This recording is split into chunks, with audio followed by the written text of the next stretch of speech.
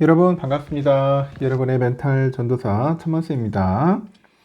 어느새 또 저녁 시간이 다가왔네요. 천만 뉴스 한번 살펴보도록 하겠습니다.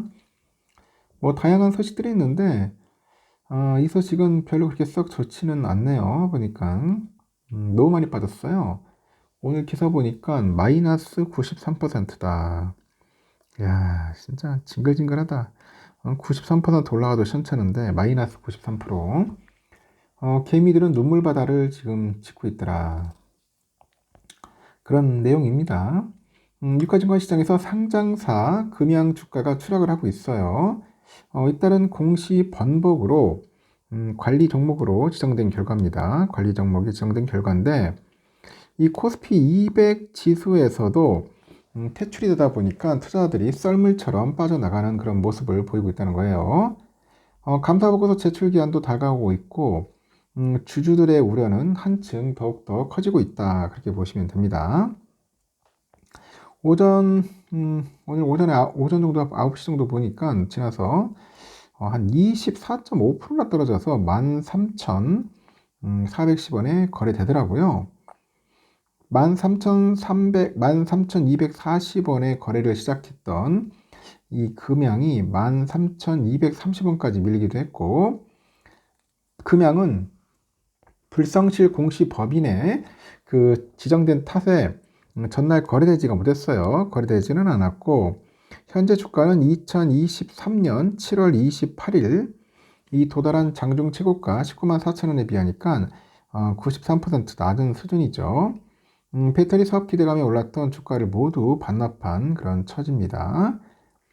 코스피 200 지수 퇴출이 결정되다 보니 투자 심리가 얼어붙었고, 통상 코스피 200에 편입이 되면은 지수를 추종하는 그 패시브 자금이라고 있어요. 이 패시브 자금 유입을 기대할 수 있겠지만은 반대로 지수에서 제외되면 자금이 빠져나갈 가능성이 있다고 합니다. 금양은 오는 10일에 코스피 200에서 제외가 돼요.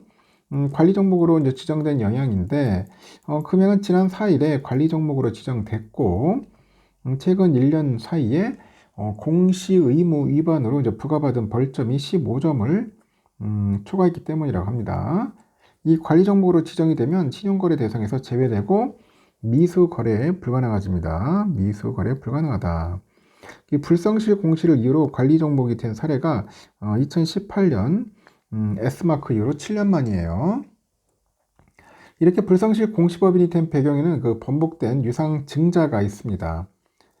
지난해 9월에 금양은 시설 자금과 채무 상환 자금을 조달하기 위해서 4,500억 정도 규모의 유상 증자를 결의했고, 하지만 금융감독원이 증권신고서에 이제 제동을 걸고 소액주주가 크게 반발하다 보니 올해 1월에 유상 증자 계획을 철회했죠. 이 때문에 벌점 7점, 공시 위반 제재금 7천만 원을 이제 처분 받았어요. 금양은 이전에도 공시 의무 위반으로 벌점을 받았고, 작년 10월에 한국거래소는 금양의 벌점 10점과 제재금 2억 원을 부과받았어요. 금양이 몽골광산 관련 실적 전망치를 기존 대비 90%가량 낮춰 잡으면서 그런 이야기가 있습니다. 그러다 보니 이 두 사건이 겹치면서 벌점이 17점 됐고, 금양은 관리 종목 신세가 됐어요. 이렇게 주가가 바닥 없이 하락한 탓에 개미들의 손실을 눈덩이처럼 불어나고 있는데, 지난 4일에 기준 NH투자증권을 통해서 금양에 투자한 38,320명의 평균 손실률은 67.85%에 달하더라. 이 손실 투자자 비율도 98.98% 육박을 한 거예요. 이렇게 금양을 향한 주주의 신뢰가 바닥에 떨어지다 보니 금양은 사과문을 냅니다. 금양 측은 관리 종목 지정에 대해서 몽골 몽라 광산 인수랑 운영 과정에서 시행착오, 기장 공장 완공에 필요한 투자를 위해서 이 추진하던 유상증자 철회가 겹치다 보니까 가볍지 않은 처분을 받게 된 거다. 강도 높은 개선 조치로 이른 시간 안에 관리 종목 지정이 해제될 수 있도록 최선을 다하겠다고 합니다. 문제는 자금 조달이라고 하더라고요. 이 금양은 2차 전지 공장을 완공하고 이 배터리 생산을 위해서 돈이 필요하겠죠. 이 관리 종목에 지정되면 시장 신뢰도가 악화되고 자금 조달이 어려워집니다, 보통. 그래서 주가가 급락을 해서 추가 유상증자도 어려운 상황이고 자금난을 해소하기 위해서 류강지 회장이 무상증여한 1,000만 주를 처분했지만은 지분율이 크게 하락한 탓에 주식을 더 내놓기 어려운 상황이라고 합니다. 이렇게 유상증자 실패로 이제 공장 신축을 위한 자금은 최대주주 지분을 받아서 조달했다고 하는데, 일단 유 회장이 회사에 증여한 자사주는 외국인에게 블록딜로 매각이 됐고, 회사는 자사주 처분으로 2,132억 원의 자금을 조달했어요.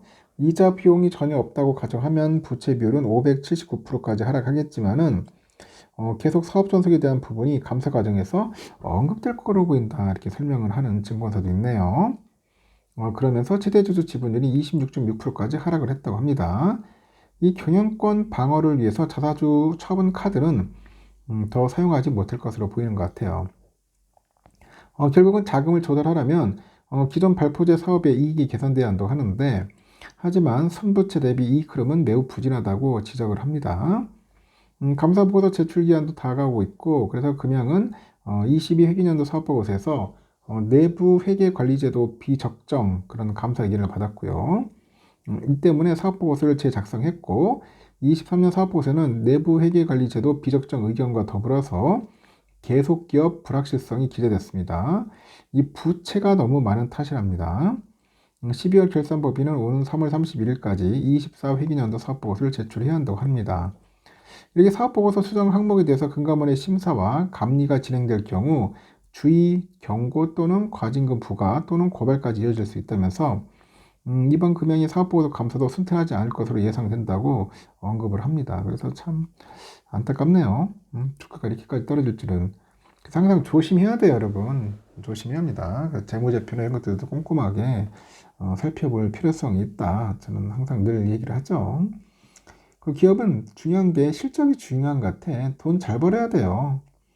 돈 잘 버는 기업이 최고입니다. 돈 못 벌면은 지금 끝장입니다. 계속 돈만 나가면 어떻게 되겠어요? 하여튼 여러 가지 안 좋은 사항들이 있어요. 그것도 있고 요즘 보니까 홈플러스 사태도 지금 난리지 않습니까? 홈플러스. 그 홈플러스 참 채권 때문에도 난리 같은데 투자업계에서도 지금 이것 때문에 난리다 난리. 난리입니다. 어떻게 일단 요번에 보니까 그 홈플러스의 신용 등급도 사실상 부도 수준으로 좀 강등이 됐다. 그래서 한국신용평가는 기업회생 절차 개시 결정을 반영을 해서 홈플러스의 기업업음 CP라고 하죠. 단기사채 신용등급을 기존 A3-에서 D로 하향 조정됐답니다. D. 그래서 참 이쪽에 투자한 사람들도 상당히 좀 애를 먹을 것 같습니다.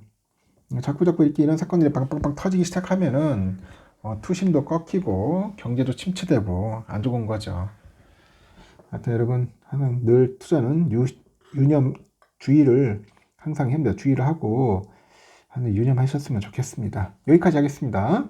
좋은 하루 보내십시오.